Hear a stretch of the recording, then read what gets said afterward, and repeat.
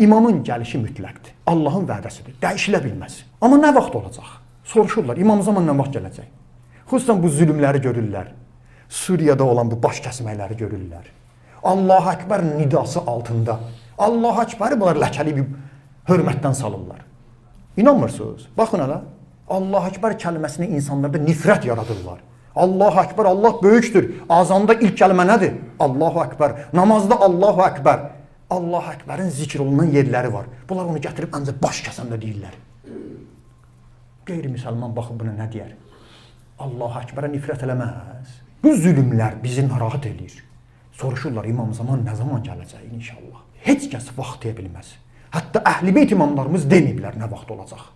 Allahın salamı olsun onlara. Və kim də vaxt qoyub imam zaman filan vaxtı gəlib imamlarımız deyib ki, onlara yalancı deyir. Kəzbəli vaqqatun. Vaxt qoyanlar, zaman təyin edənlər yalancıdırlar. Amma bizə bunu deyiblər. İmam gəlməmişdən qabaq iki iş görməyimiz vacibdir. Bir, özümüzü hazırlamalıyıq. İki, İmam Zaman əleyhissalam gəlməmişdən qabaq bizə deyiblər əlamətlər və nişanələr olacaq. Bəli.